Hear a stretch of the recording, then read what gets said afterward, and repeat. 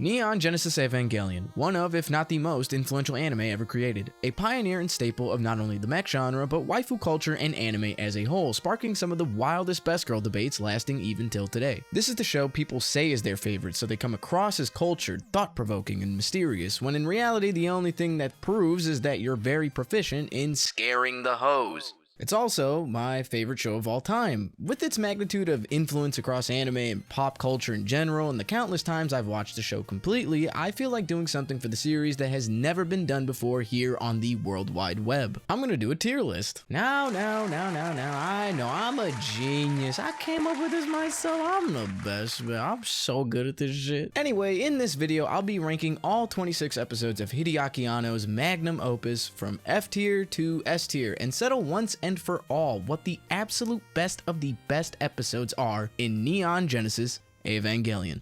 Before we get into today's video, I just want to remind you to hit the like button, subscribe to the main channel, and comment down below what anime or animated related topics you want to see me cover.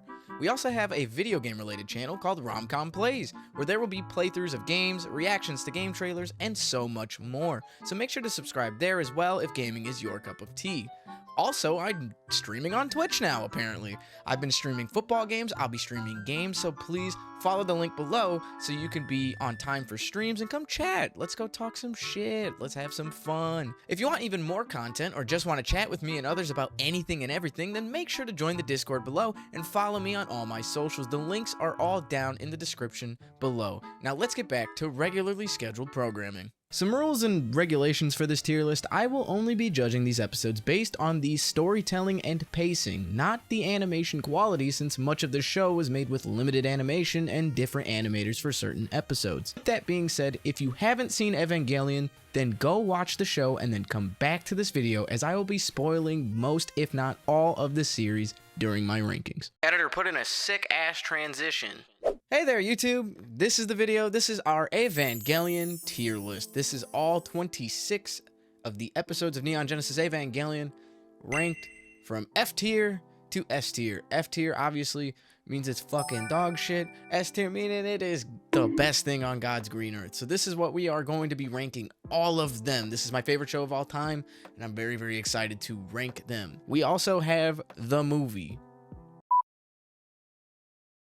Let's start with the first episode, episode 1, Angel Attack. Now, Angel Attack is a classic episode. It is obviously our introduction to Shinji, to the Angels, and to Rei, and to the Evas. We finally get to see the giant robots go and fucking attack Tokyo 3.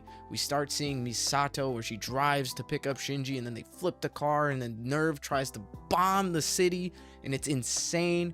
Shinji is forced to get into the Eva by his dad, who is a piece of shit, because Rei is all injured. He just basically guilt trips Shinji into jumping into the Eva because Hot Girl is injured and sad. A great way to grab and introduce your main character. It's the first time you ever hear Cruel Angel's thesis and Fly Me to the Moon, unless you're watching it on Netflix. It's a very cryptic episode, and there's some really weird opening scenes with Rei like floating over the fucking street and all that stuff, and then it goes right into the action and leaves you with a cliffhanger with Shinji fighting off the Angel. I love this episode. It's one of the reasons I kept watching the show.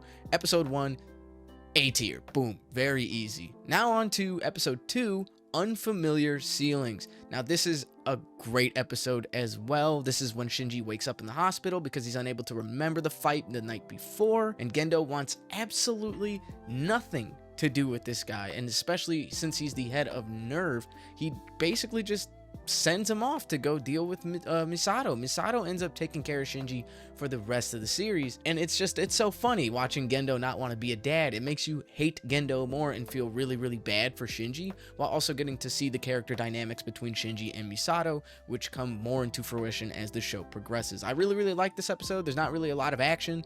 It's just really, really fun, you know, seeing Shinji end up recalling like the events of the fight and not knowing and waking up in a hospital. It's just really cool. It starts setting up the really strange vibe that Evangelion has. Evangelion's not very linear in its storytelling, and a lot of it just seems like, well, what the fuck is going on? And this is one of those episodes that really, really puts it there. So we're gonna put episode 2 in a nice B tier. It's not better than the first one, but it's really, really good. And that's 2 solid ass episodes to start your show. That's how you get the audience's attention.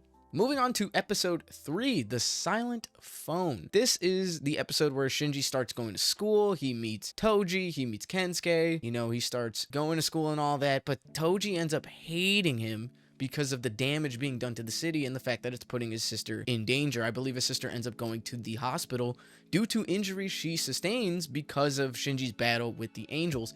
So it already shows the bad side of the Evas, because most mech shows make the robots look cool. They show a lot of flash, pizzazz, the grandeur of being in a giant robot. It's every young boy's dream to get in a robot and fight aliens. But it really, really grounds this series into reality and shows how much trauma and negative impact it had on society. And so I love this episode. It's really, really good seeing Shinji kind of get bullied and fucking Toji just not giving a shit and being a hardhead good brother as he should. It's just a lot of fun, and it's just insane. Also, this is one of the episodes where, like, I believe another angel comes to attack Tokyo 3, and so Toji and Kensuke end up being saved by Shinji. They end up jumping into the ship. They see how hard it is and all the stress there is to fight off these angels, that it is not easy, that Shinji is not glorifying this.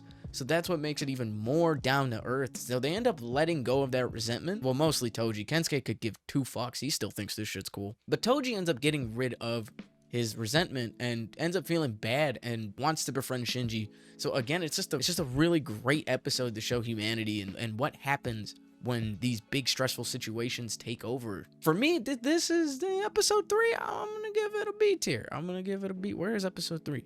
Where the fuck is that? There it is. Episode 3, B tier. I'll put it right next to episode 2. I think these are basically the same quality of episode. They're not outstanding, but they are very good.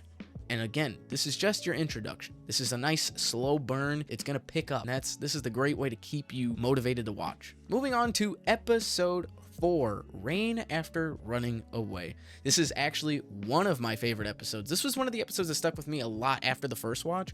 I love the look into the hedgehog's dilemma. People seek intimacy and inevitably push them away, much like how hedgehogs want to get close together but can't because of their spikes. The scene with Shinji, Misato, and the train is forever memorable, and it's such an awkward shot because it's just a still shot with like ambient noise.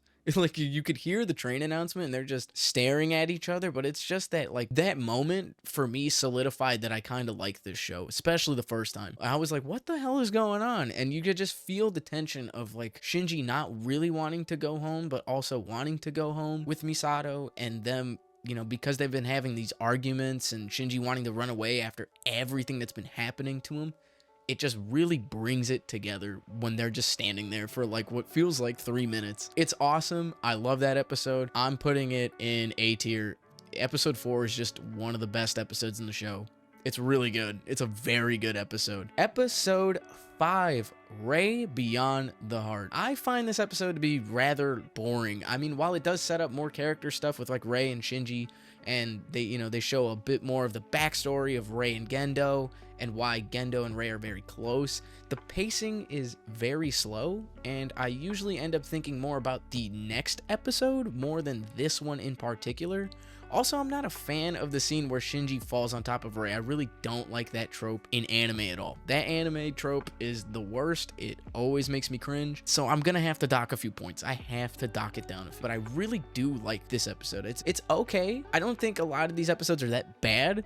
Like the worst episodes aren't even horrible. But I still find this episode to be like kind of boring. As much as I don't want to, episode 5 is going in the C tier. Moving on to episode 6, Showdown in Tokyo 3. This episode has so much more stakes than the previous episode. And while I'm not even a big fan of episode 5 does such a good job of setting up the most memorable scene of this episode. Because in this episode, we see a lot of Ray, and Shinji together in the fight and all that jazz. Because in the last episode, we saw Gendo and Ray bonding. And so Shinji wants to bond with Ray. He wants to get closer. You'll find out later why.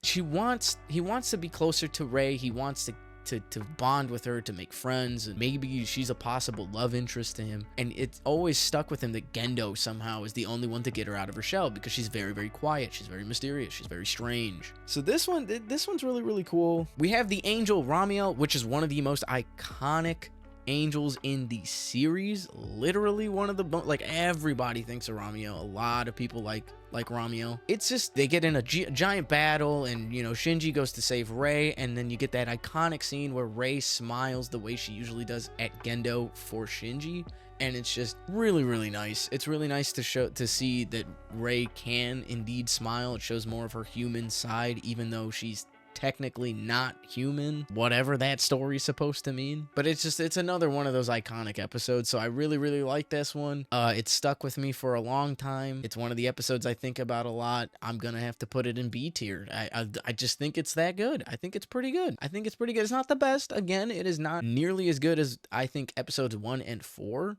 but it's good. It's damn good. Episode 7, The Works of Man. This is not a bad episode, and it really shows the lengths of which Nerve is willing to go to maintain military dominance, whatever you want to fucking call it. However, it is a very big departure from the usual Eva versus Angels plot that we've grown accustomed to. It could be, it's pretty much less interesting than the other ones, but it's not a bad episode. Episode 7 basically takes place during this like Jet Alone project. So this is where I guess Nerve is being booted, and they're trying to get rid of the Evangelion projects by coming up with Jet Alone, which is a different company, and they're trying to create these like dummy system robots. It's like I guess it's AI or remote controlled or just programmed, and it's supposed to be able to go fix like nuclear meltdowns and be able to fight stuff and all sorts of things, and fight the angels without kids having to get into the Evas, because the entire point of the Evangelions is that the kids are the only ones that can pilot it. So Jet Alone is basically a substitute to keep that from happening. Unfortunately, well, not really unfortunately, Jet Alone ends up malfunctioning to shit. It ends up completely fucking up, and Misato goes in and she fixes it, and she realizes that, hey, this was tampered with by Nerve. This was Nerve's doing. We tampered with this to keep Jet Alone from being a thing. So then you start really seeing how far Nerve is willing to go in order to stop other people from butting into their business, which is crazy because I don't think anybody's making any money off of this unless a world government is funding the shit out of Nerve, but I don't think they are. So I don't know what they're really trying to do, but they're just trying to keep their stronghold on this and keep the angels and the Evangelions to them. Well, obviously, you know, I'm not trying to spoil it, but obviously Gendo's got his master plan at the end to do human instrumentality, so I would assume that he wants everybody the fuck away from this program, from this battle, from this conflict, and wants to deal with it in-house. And I mean, yes, it's not the most fun episode, it's kind of boring sometimes, but the lore implications are very heavy, and it's really, really cool. So it's a nice little filler episode, I would believe. I'm going to put episode 7 C tier, and I'll put it behind episode 5 because it doesn't really have too much relevance to the main plot. Now we go to what is my favorite episode in the series, which is crazy because it's such a tonal shift. This is, without a doubt, my favorite episode in all of Evangelion and probably all of anime. It's the episode I go to the most, and this is the introduction of Asuka. This is Asuka arrives in Japan. Many men wish death upon me. I don't even have to say much. Bill, throwing that bad boy in S tier. That thing's going straight to the top. Every time I end up like having a casual rewatch of this series, I go to episode 8 because Asuka is and forever will be my favorite character in all of anime.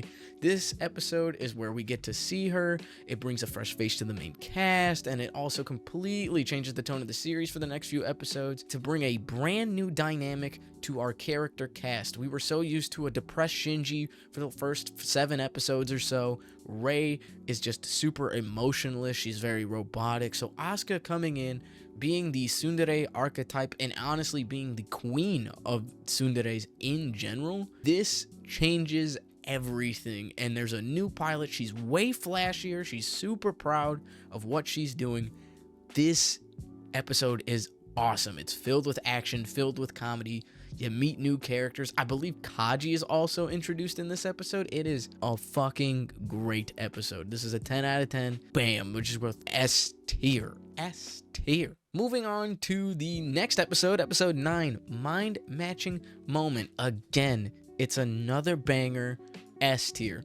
It is another one of my favorite episodes in all of anime. I mean, this shit is great, and if you know, you know. This is where Asuka and Shinji have to do the synchronized routines. They have to learn how to be synchronized in their wavelengths, synchronized in their battle sequences, everything. They do DDR, brush teeth together, eat at the same time, play games together, watch the same TV shows. They're battling, they're bonding. It's awesome. The character dynamic is so much more fun than it has ever been in this series, and it peaks to me right here. This is just a fantastic episode, and holy shit, dude, the synchronized Ava battle at the end is iconic. People still talk about it to this day. It is one of the greatest scenes in anime. It's one of the greatest episodes in anime. It's an easy S tier. Episode 10. Oh boy, this one is a magma diver. Everyone hates this one. This is the episode where I guess they go to like Okinawa, and there's like an angel, and it shows up in an active volcano, and they gotta go deep inside of it. This is where you get Fat Suit Asuka. You get Fat Suit Asuka. She's literally right there. Right there. You get Fat Suit Asuka. The stakes are super low. The animation looks kind of wonky. This is a filler episode. It's not that great. I don't know. I didn't like this episode. Neither does anybody else. It's super unfortunate because it's not like the worst thing ever made, but for this show, it's really fucking bad. Like, it's just not good. I don't like this episode, and I usually skip it. F tier. We'll throw it right there. Oh, yeah, and then there's the bathhouse scenes, and I don't like bathhouse scenes in anime either, so what are we doing? Like, what are we doing? They're all kids. Like, why? Whatever. Moving on. Episode 11, In the Still Darkness. Again, if the animation kind of looks a little wonky, but I promised I wasn't going to talk about that. But it is something to mention. It looks a little distracting. They just look a little funky compared to what they used to look like. I don't know who animated that, but it's another episode that I really like to think about frequently. One of the funniest episodes in the series, actually. It's got great comedy between the three main characters, and it's the first time in the series the three of them like team up to fight an angel. You've literally never seen it, even though Asuka's been here for like 3 episodes. This is the first time she's gonna fight alongside Rei and fight alongside Shinji, and you see all 3 Avas in one fight. I love this one. I believe this is the episode where the power goes out and like Asuka's trying to like, swipe the card because Rei can't get in, and she's like, dude, move aside, and she tries swiping it and it doesn't work. And it's super funny. Just the character dynamic between all 3 of them. It's super fun. It's very Saturday morning cartoonish, but just a little bit more grim because the angels are crazy. But it's super sick. Action's great. I love this episode a lot. It's not the best one, but it's damn good. B tier. And I'll put it over. No. I want it here. I want this. Yeah. Moving on to episode 12. This is the value of miracles. I remember this is the episode I think where they talk about. Wait, what is this one? What is that? What episode is this? This is the episode where Gendo and Fuyutsuki, they end up going to a mission to Antarctica.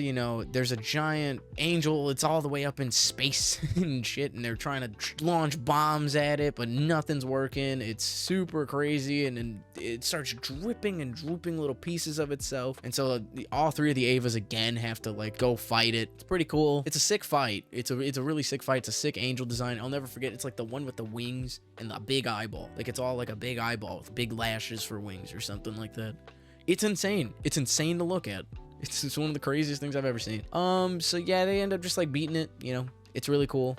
Holding back, projecting their AT fields and all that jazz. Oh, the intro to this episode is very captivating. It sets up even more lore implications and backstory, but I don't think about this one that often. That's why I had to look at it. It's similar to like the last episodes, as like, again, all 3 pilots team up and do a bunch of cool shit, but it's just never stuck with me. I don't know. This one's just not something I think about when I think about this show, except for the angel. The angel's the coolest part of this episode. I do, however, like that Shinji finds a motivation to pilot the Avas, because it's not anymore like he feels like he's forced to. He finally feels like there's a reason to, and it's because Gendo finally praises him.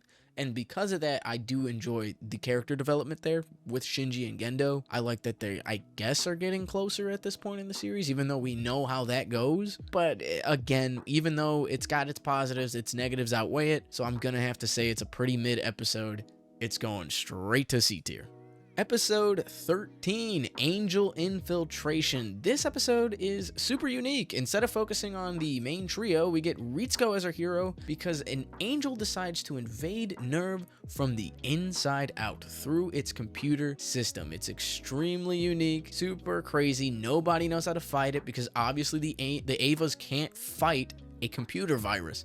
They are built to fight aliens physically, not digital. It's very cool the way it just creeps up through the circuits. It's messing everything up. It's going through the Magi, and then we get to see Ritsuko at the end of the day end up being the one to fight it back or do some sort of firewall cool shit. It's really nice. I like this episode. It also shows the origins of the Magi, showing that the Magi is actually the personalities of her mother. This is where it gets its like entire being. It gets it from her mother. It's really cool. I blew my mind as a 14-year-old. Still blows my mind now. It's again not like a top tier episode, but it is a damn good one that like really kind of rinses the taste out of your mouth from seeing shit like Magma Diver, Jet Alone, and episode 12, because episode 12 again wasn't really like my thing. So this is like a really good refresher. This is like a ooh, that's cool, you know, especially seeing a different type of angel, because we're so used to seeing the angels be these giant creatures, and this one's just like, I'm gonna infiltrate the base. You didn't think I could attack you? I can attack you from the inside. I really like that. It's a very good episode. So I'm gonna put it, where is it? There it is. B tier. Moving on now to our 14th episode, Seele, the Seat of the Soul. This is the worst episode of the show. It's just a recap with a little bit of trippy shit with Ray. That's it. Honestly, you could skip it. You could skip it. You thought a lot of people don't like Magma Diver. This one's the one. I don't watch this one. There's no point. Every time it comes on, I end up skipping it. Or I end up just watching the second half, which you don't have to watch because who cares? Who cares? I mean, if you like Ray, and Ray is one of your favorite characters, then obviously you're going to watch the second half of the episode. But what was the point of the first half if we had already seen it? Yes, it's a television show that aired weekly, but it doesn't make me any happier to see a recap. It really doesn't. So I'm going to throw this one. It's worse. It's way worse. Actually, yeah, it's worse than Magma Diver. It's F tier. I hate this episode. It's so boring. Now on to episode 15, Lies and Silence. This whole episode is just based on character moments and character building. We get great scenes with Misato and Ritsuko, Shinji realizing Rei reminds him of his mother, and the iconic first kiss with Asuka and Shinji, where she literally almost kills him. It's a very good episode. We start learning more things about NERV through Kaji, and it's just, oh man, it's so cool because she finds out, like Misato finds out that Kaji's like a double agent and that he's hiding things from NERV and he's doing things for other groups. It's insane the way like the Illuminati brain work is going on in this show. This show is just insane. This is one of those episodes that like it grabs you by the balls and it's like, this is what Ava's all about. It's just one of those really good episodes. I love this one. This one is very peak to me. It's not S tier, but it's so close. It's so close. I love this episode, so we'll throw this one in A tier. Episode 16, The Sickness Unto Death and Then. This is an episode where we get to delve deeper into Shinji's psyche and see how fucked up he actually is. I love this one. This is, I believe, when the angel like absorbs Shinji, and Shinji, like, he's basically just lost. He's just gone inside of it and he starts tweaking, tripping. It's incredible. It's one of the best episodes in the show. I love it. I love it. It's just back-to-back bangers here in the series. This one's so good. I think it's this one. Yeah, it's the weird angel that like sucks him up. Pause. It's oh, man, I can't say it. I can't sing this episode's praises enough. Big A tier. I actually like it more than the other episode. I like it more than 15. Moving on to episode 17, the fourth to be qualified. This episode isn't super crazy, and it's very slow until the revelation that Toji is the fourth child. He is the fourth Ava pilot chosen from Shinji's class. and you find out that Shinji's class is the only class that they have candidates. That's the only place they're going to pick these kids up and make them pilot. It's insane, it's crazy, and it's such a insane like setup. This episode, originally I had it marked down as a B tier because it's very slow, there's not too much going on, but just that idea of Toji being the next pilot, as he is a friend of Shinji's, has seen it firsthand, and Shinji has been wanting to protect his friends and all that shit, and it's just thrown out the window because he's about to be a pilot, and it all sets up for episode 18. So you know what? 17's going to get an A tier. And now the setup for the alley-oop and the dunk that is episode 18. Life and death decisions. S tier. S tier. I don't have to say shit about it. S tier. This is easily one of the best, one of the darkest, grittiest episodes in the series. This is Evangelion at its peak. Toji being the pilot of the rogue Eva and Shinji being forced to neutralize it is like the moment that solidified this series as one of my favorite of all time. Especially during my first watch, it blew my mind. It's haunting and disturbing, and it's just so good. It is very good. And then Shinji crashing out, he just has full-blown crash out YN syndrome. He's pissed at his dad, as he should be, because his dad put him in this situation. His dad put Toji in the robot. They didn't have to do that, but they put him in there and forced Shinji to basically have to kill his friend. Thankfully, Toji's not dead. Toji didn't die, but we all thought he was dead when we first saw that episode, and that's what makes it so good. That's what makes it so compelling. So it's an easy S tier. It's one of the best. If you don't agree, I'm sorry. Then maybe you're just wrong, because I think this is one of the greatest episodes in the show. Episode 19, A Man's Battle. We got another S tier.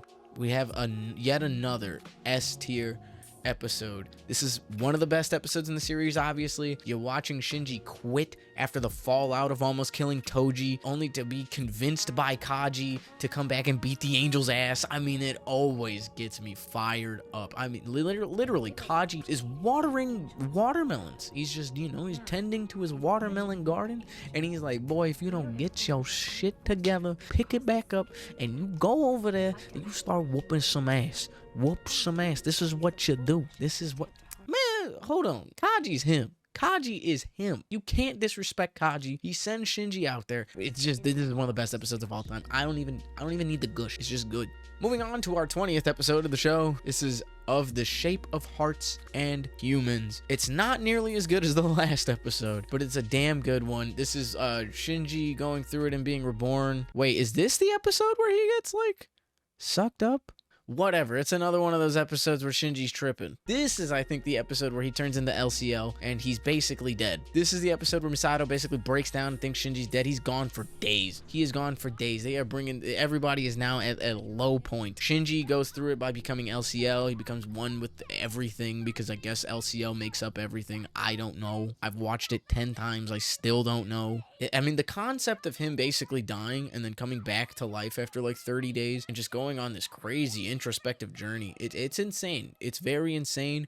This is the moment where like they have the sex scene with Kaji and Misato, in which he hands her like this chip, bunch of crazy secret data about what Seele is doing, about what Nerve is doing, and all sorts of crazy conspiracy bullshit that's been going on in the background because we're too focused on the characters. This is what makes this show really good. Again, it's not like the best episode because nothing's really happening other than Shinji being dead, but it's just so much lore implications here, and it's such a setup and such like, what is that word called? Foreshadowing. There it is. It's a lot of foreshadowing of what's going to come in the later episodes of the series, even though we're basically almost at the end. I can give this an A tier.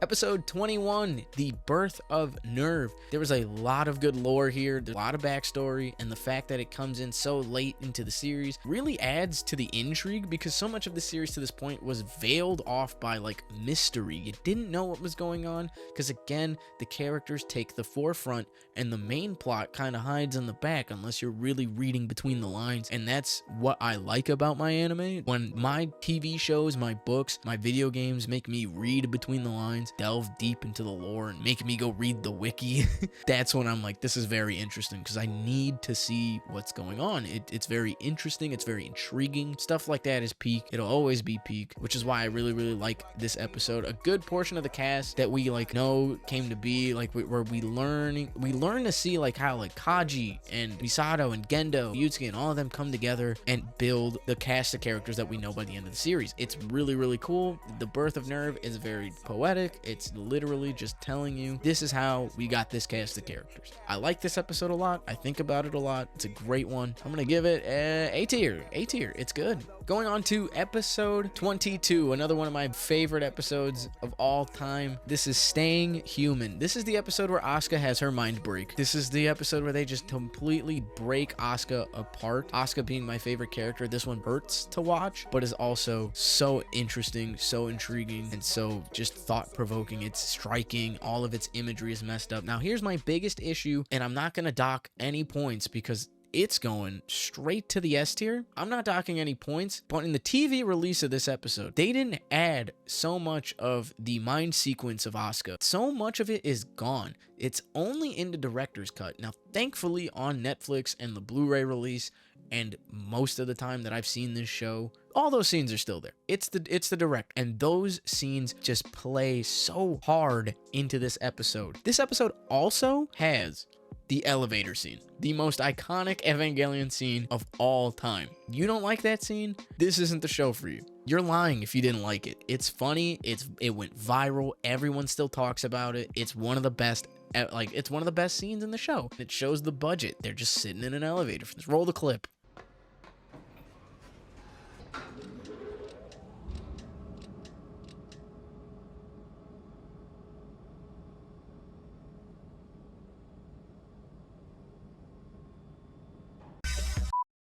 This episode is so close to being the objective best episode of the series. It's just topped by one more episode that we just haven't talked about yet.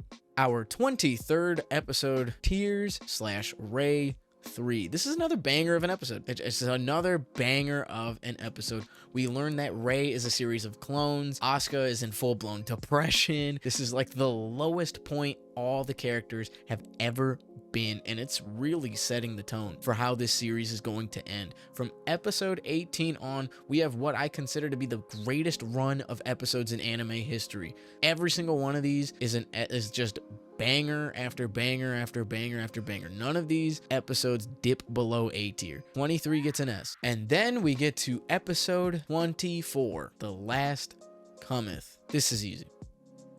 This is easy.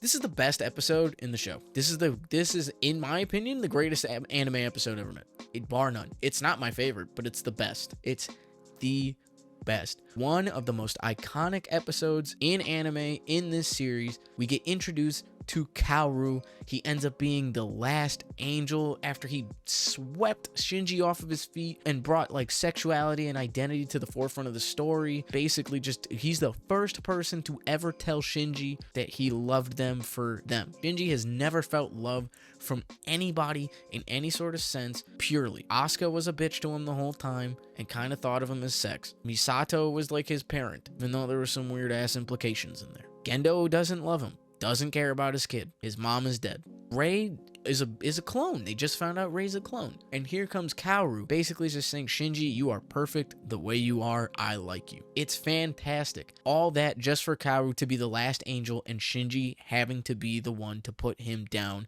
in a gripping scene where he's just holding him in his hand and then just squeezes his head off. It's insane. It's sad. The classical music that plays throughout this episode just brings the drama to new heights that it just hasn't been at all show. Even though it has been up there, it just tops it. This episode tops everything that came before it. Hands down, leaves you on a crazy cliffhanger ending, especially considering the context of the next two episodes. It's insane. Best episode in the series. And then we get to episodes 25 and 26. These are C tier.